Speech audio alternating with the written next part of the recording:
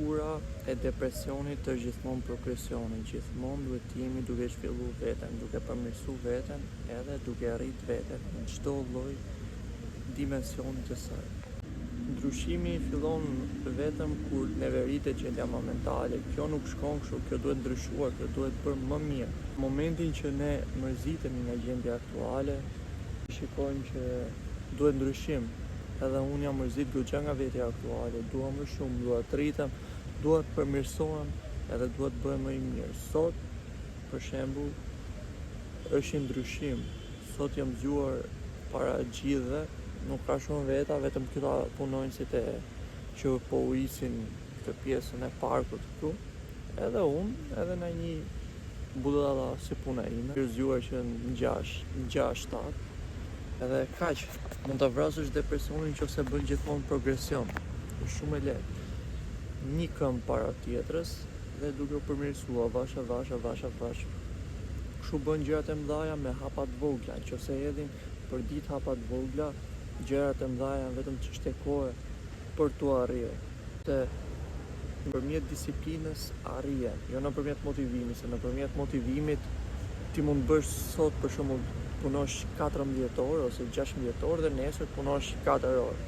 Nëse punon për shembull për ditë nga 8 orë, pa ditë pushimi, çfarë lloj gjëje që po bën, pas rezultat më mirë se ky që provon një ditë shumë edhe pastaj një ditë pak. Që si e konsistent dhe nuk bën as ditë pushim, do kesh gjithmonë më rezultat se ai që nuk ka disiplinë dhe konsistencë. Konsistenca mbi gjitha, konsistenca është ajo që na rrit, na përmirëson edhe na zhvillon.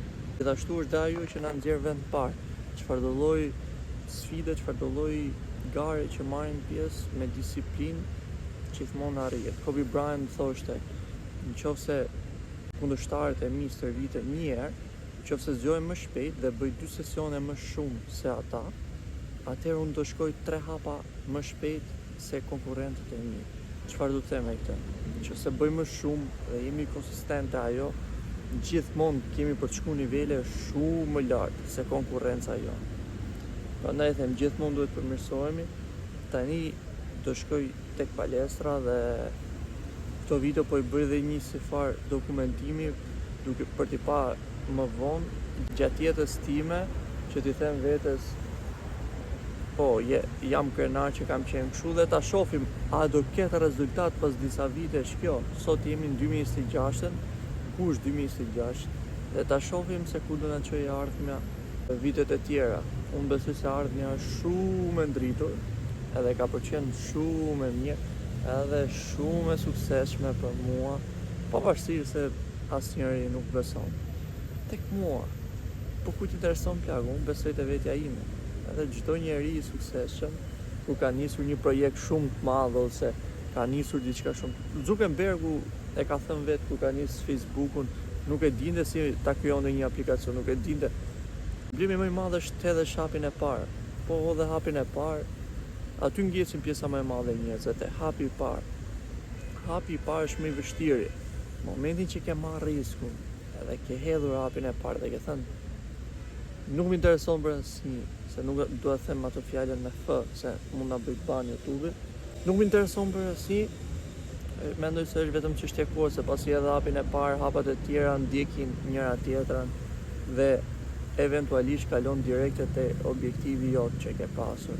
Prandaj do ikim pak sesion, nuk do të tregoj sesionin se kjo është vetëm për të përmirësuar aftësitë e mia komunikuese dhe të bëjmë një orator sa më i mirë. Gjithashtu të shoh edhe veten në kamerë se sa i bukur që jam edhe se sa mental toughness kam, se sa i fort mendërish jam.